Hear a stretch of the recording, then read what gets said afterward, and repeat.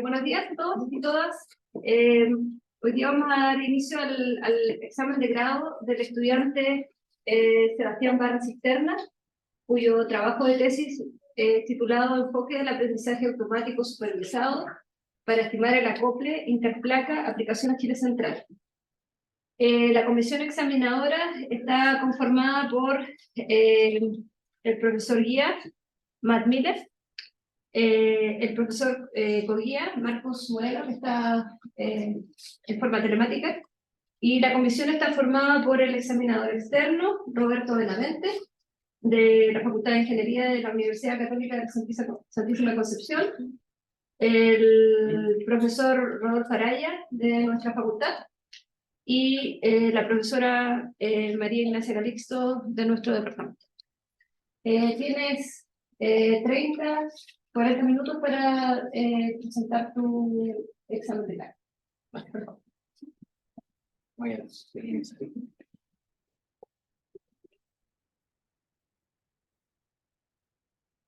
Buenos días a la comisión y a todos los presentes. Gracias por venir. Les voy a presentar mi trabajo de tesis titulado Enfoque de aprendizaje automático supervisado para estimar el acople interplaca aplicación a Chile Central.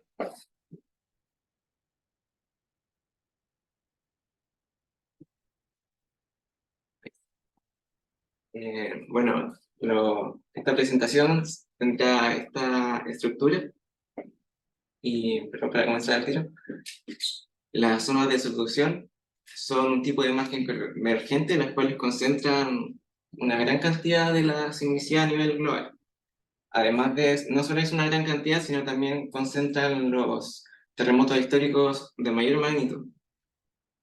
Estos terremotos no son eventos aislados, sino que son parte de un proceso llamado ciclo sísmico, el cual tiene tres fases principales: la fase intersísmica, en la cual ambas placas están acopladas y van acumulando esfuerzos que puede durar de décadas a siglos, hasta que se llega a un punto en que se sobrepasa ese nivel de resistencia de la fricción y ocurre una ruptura o terremoto, en la cual es la fase cosísmica.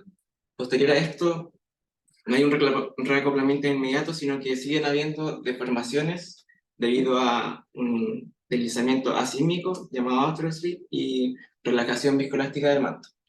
Pero estos efectos eventualmente cesan y nuevamente se vuelve a una etapa intersísmica donde se vuelve a empezar a acumular energía hasta un siguiente terremoto. En este trabajo nos centramos en la fase intersísmica. ¿Por qué nos centramos en la fase intersísmica? Esto es porque vamos a estimar el acople. El grado de acople es una descripción cinemática del megathrust que cuantifica la velocidad del deslizamiento entre las placas durante el periodo intersísmico y la velocidad de convergencia de las placas.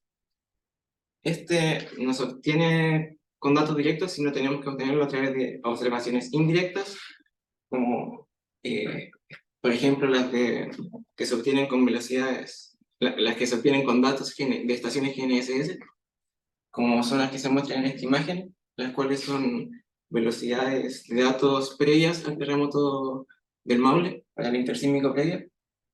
Y en la imagen posterior se puede ver el mapa de grado de acople que se obtuvo a partir de estos datos.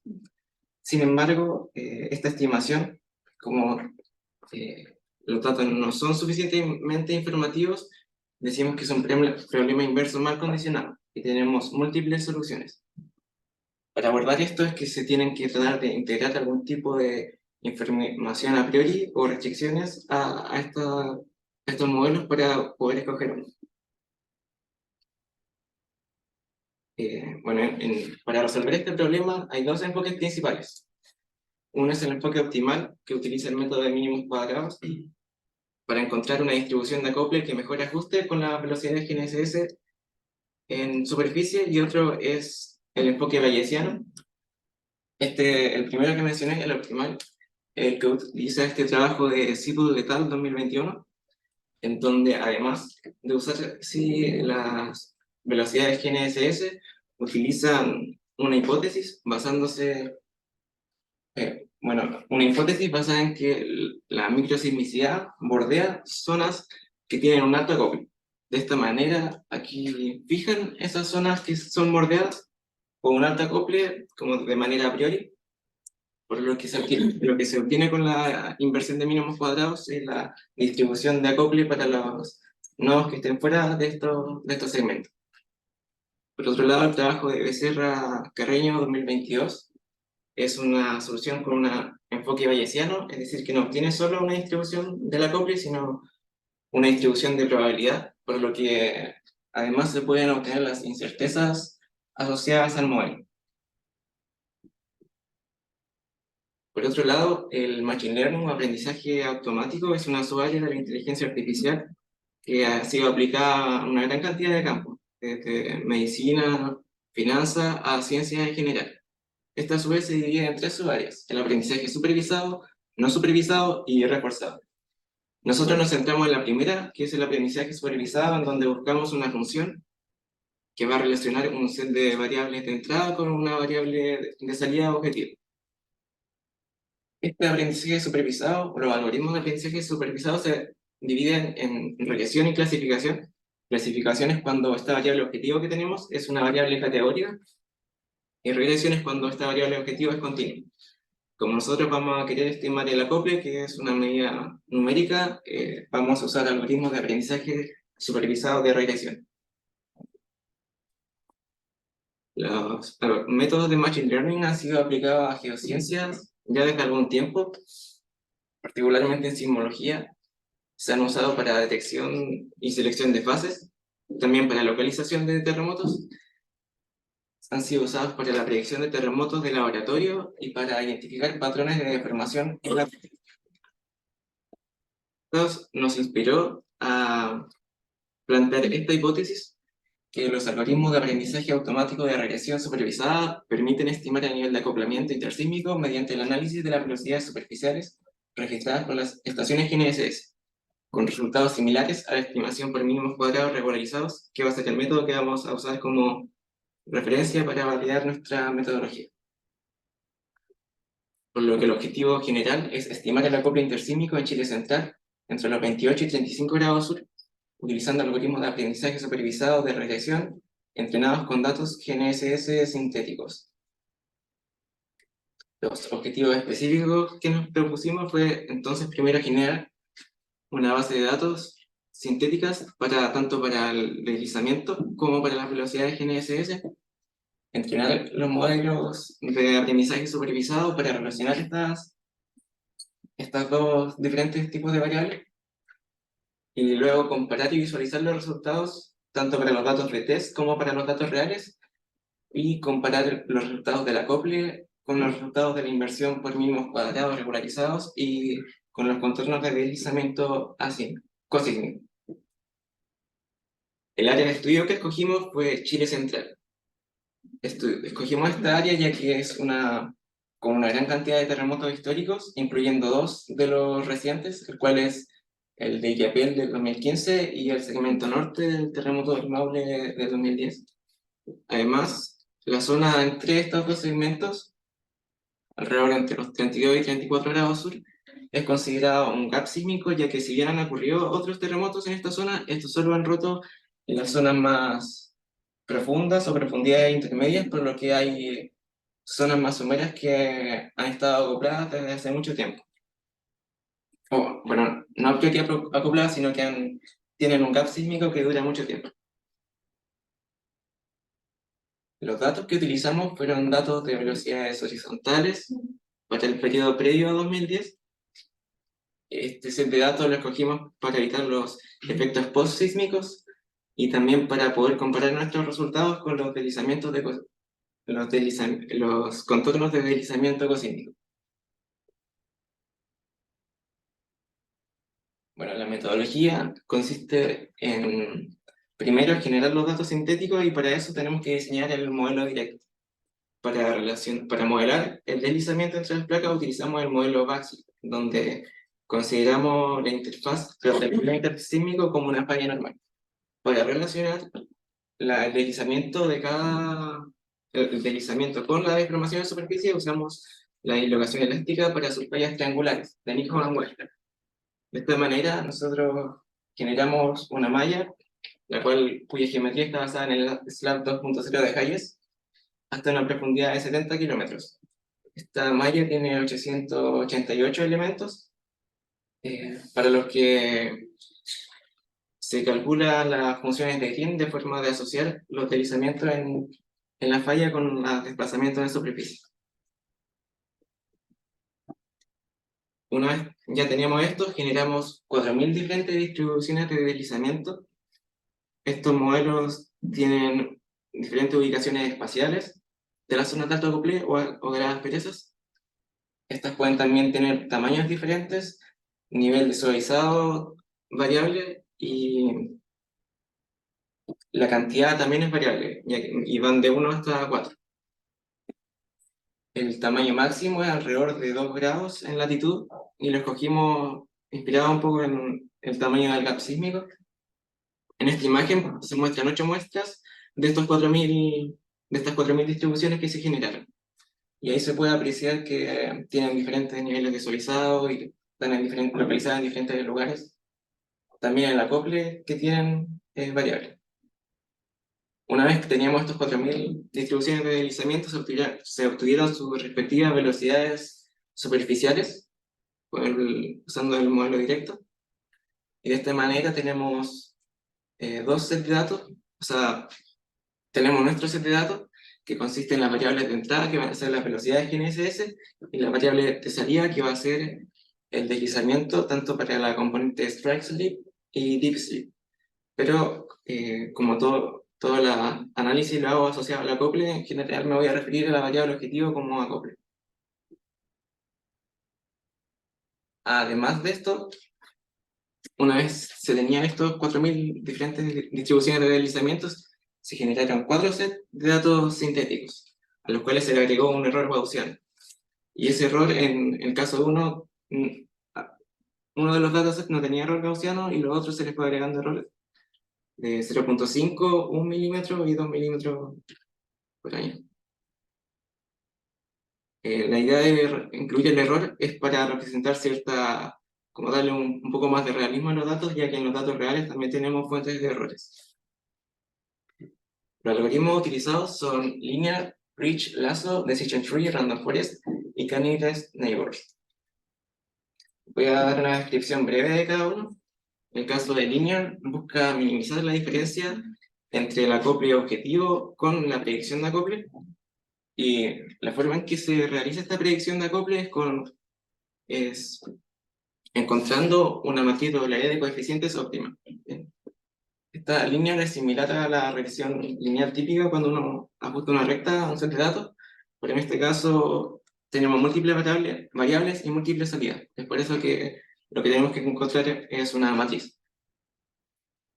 En el caso de Rich, es similar a linear, ya que en su función objetivo también busca minimizar la diferencia entre el acople objetivo y el acople predicho, pero además agrega una penalización a los coeficientes. Esta es una penalización con norma 2, es decir, que va a penalizar la suma del cuadrado de los coeficientes, y la fuerza de esta penalización es controlada por el hiperparámetro alfa.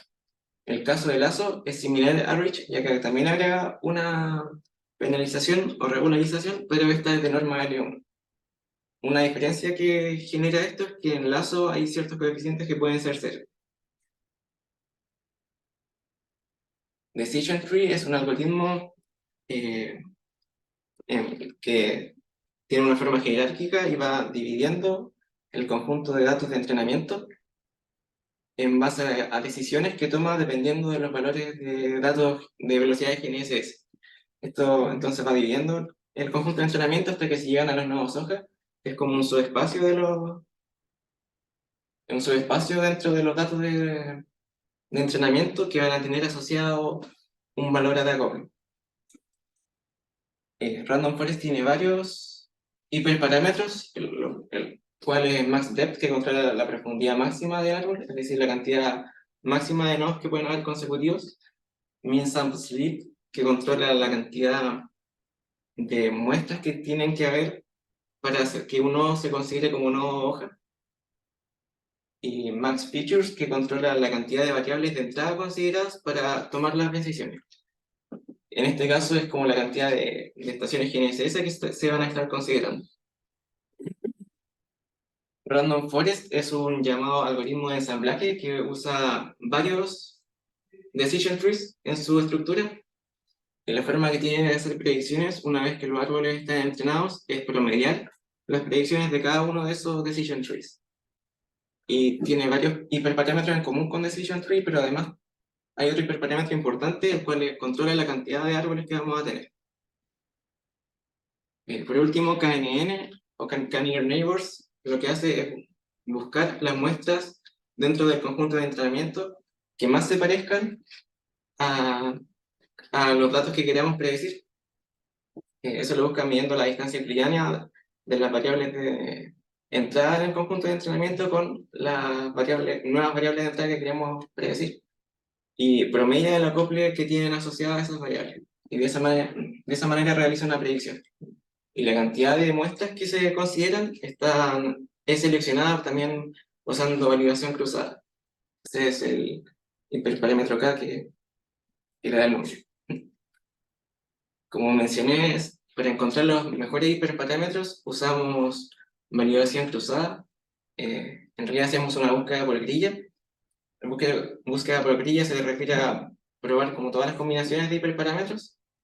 Y la validación cruzada es un método en el cual calculamos qué también dan nuestras predicciones en base al error cuadrático medio, y esto se hace de una manera iterativa, separando los conjuntos de entrenamiento en 5 subconjuntos, donde 4 de estos subconjuntos se van a ir usando para el entrenamiento y el quinto se va a usar como validación. Esto de forma que todos los subconjuntos pasan al menos una vez como conjunto de validación. Y de esta forma se promedia el resultado con estas 5 y se obtiene como un resultado más representativo y que no está sesgado por los valores que pudieran haber tenido los datos de entrenamiento.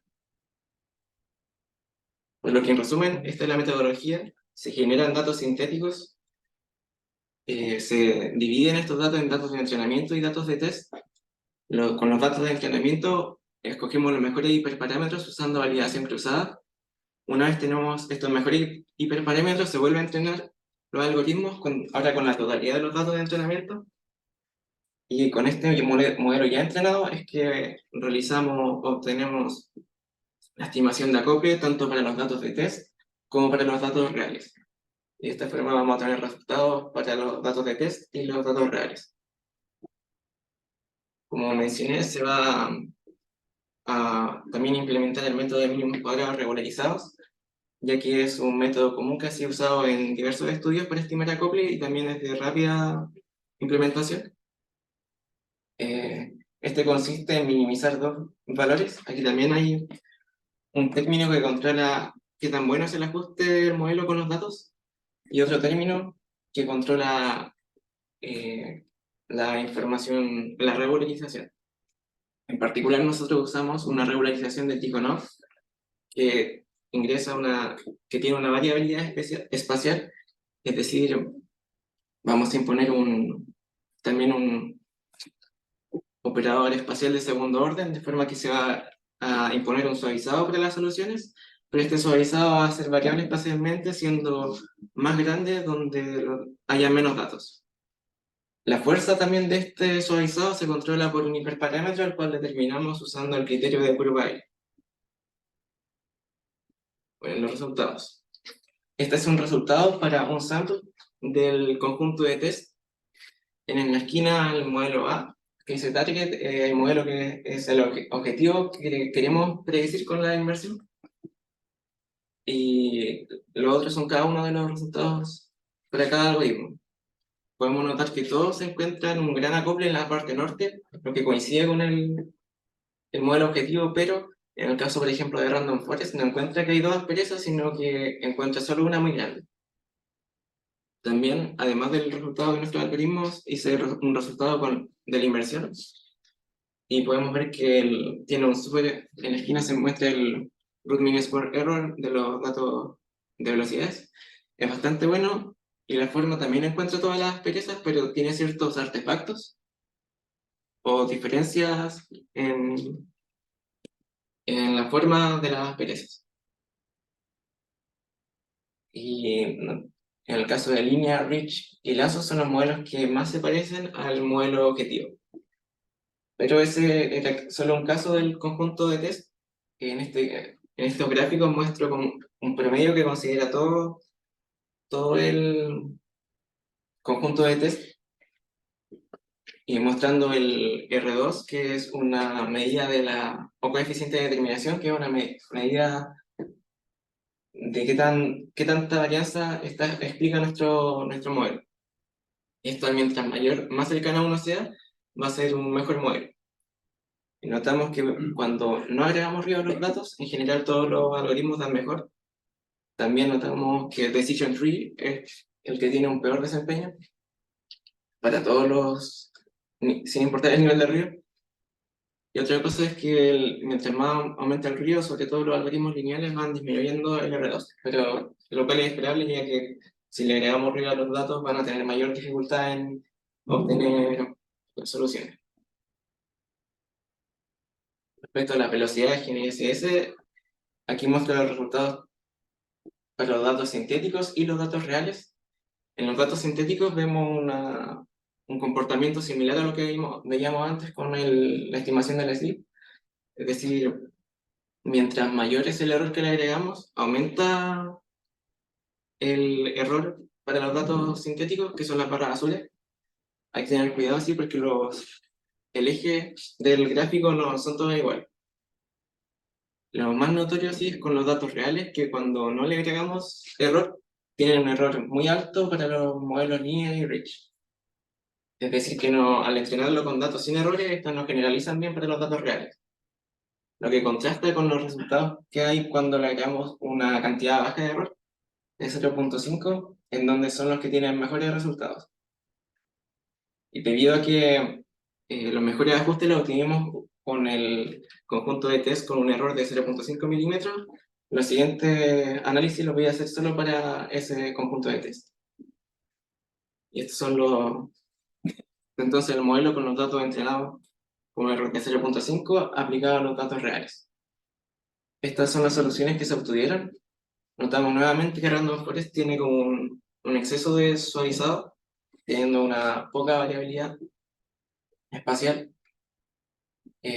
También hay ciertas diferencias en los patrones de sleep entre algunos algoritmos, pero en particular estos tres tienen una estimación muy parecida, pero con ligeras diferencias, teniendo Rich un mejor ajuste con los datos GNSS, y en Linear se pueden ver algunas pequeñas zonas que pueden ser artefactos, debido a como una ligera inestabilidad, pero igual son muy pequeños.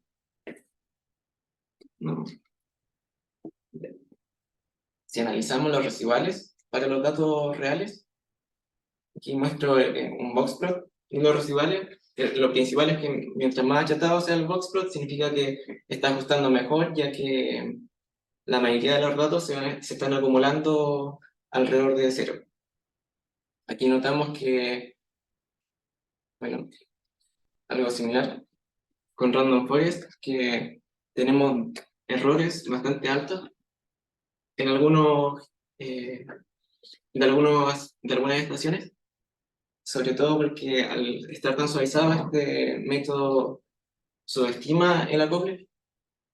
Mi hipótesis de por qué pasa esto es porque como Random Forest promedia una gran cantidad de decision trees, al realizar este promedio, quizá la diferencia en personas que hayan zonas que tenían un bajo acople va a afectar a la solución final. También en esta tabla de acá abajo muestro la diferencia entre la diferencia absoluta del acople estimado por cada uno de los algoritmos con la solución para mínimos cuadrados. Y en el caso de Random Forest tiene una diferencia bastante alta de 0.26, la cual es más del doble que los otros algoritmos con mejores soluciones. Decision Tree también tiene una diferencia alta en el acople estimado. En este caso no hay un exceso de suavizador, o sea, logra identificar ciertas asperezas, pero estas no, al parecer no están bien localizadas y por eso es que tiene residuales tan altos. Bueno, y por la razón que mencioné, como Rich tiene el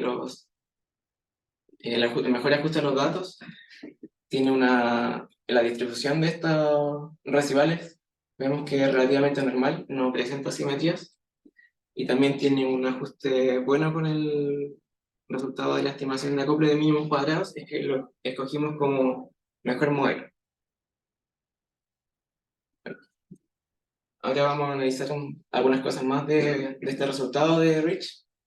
Podemos ver lo que mencioné, que tiene una solución estable y presenta un suavizado. Aquí hay que recordar que no estamos imponiendo un suavizado después de la solución. También presenta cierta concordancia con los slips cosísmicos para el terremoto de Yapel y el del Maule, teniendo un alto acople en esas zonas. Otra cosa interesante es que esta zona de mayor acople, que no coincide con slips cosísmicos, está principalmente bajo el mar, lo que significa que es un factor de riesgo, ya que al haber un gran déficit de slip acumulado, si es que llega a ocurrir un terremoto, se va a liberar mucha deformación en esta zona bajo el mar, lo que puede generar un tsunami. Y al ser esta zona también tan poblada y con hartas ciudades costeras, es un factor para considerar. Y otra cosa para que mencionar de Rich, si recordamos, esta es la manera en que realiza las predicciones. Una vez que la matriz W óptima ya está entrenada, para realizar la predicción de acople es simplemente una multiplicación matricial con los datos que queremos utilizar. Y esto se hace de manera muy rápida, del orden de milésimas de segundo. Y esto, si bien para la estimación de acople intersísmico no es una ventaja, si es que este enfoque se usara para predecir el slip cosísmico, podría ser de ayuda a tener esa ganancia de velocidad. Comparando nuestro resultado con el de la inversión, notamos varios patrones similares, coincidiendo en la zona de los segmentos de los terremotos y también en la aspereza cercana a Valparaíso, y también la zona acoplada en la parte más norte de la malla, pero hay distintas diferencias sobre todo en la zona más profunda de la malla y algunas zonas más someras, o diferencias ligeras en la forma de las asperezas.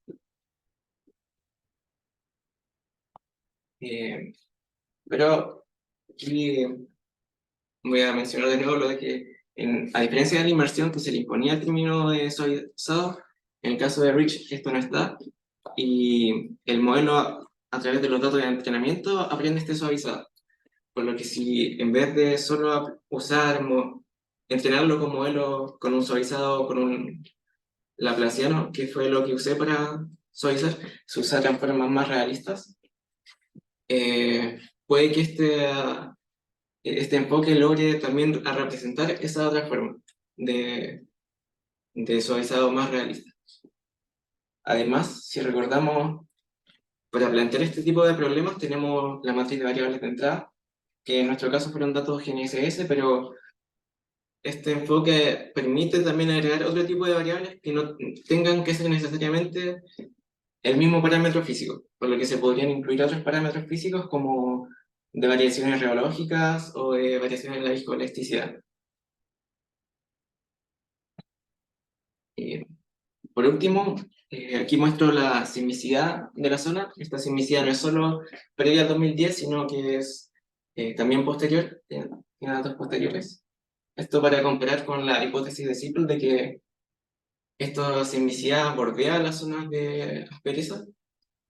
Podemos notar que para el caso de la aspereza que está en Illapel se cumple un poco. Sin embargo, la aspereza que está más al sur, en Valparaíso, esto no concuerda, y de hecho hay una gran cantidad de microsismicidad en el lugar en donde se obtuvo un alto acople. Porque para terminar, las conclusiones son que nuestros resultados muestran que los algoritmos de supervised learning permiten estimar el acople entre placas. La estimación de acople de Rich, lineal y lazo es consistente con el método de mínimos cuadrados. Las zonas de alto acople coinciden espacialmente con el cosísmico de terremotos anteriores. Se podrían definir restricciones a priori más realistas a través del conjunto de entrenamiento. También este enfoque tiene el potencial de incluir variaciones reológicas u otros parámetros físicos. Y la aplicación de este enfoque a la estimación del slip cosísmico puede tener una mejora en la velocidad de la predicción. Mencionar que este trabajo está en revisión y es la primera aplicación de Machine Learning para estimar el acople según nuestro conocimiento, y también ya fue presentado en 2 instancias académicas. La referencia de la presentación y muchas gracias.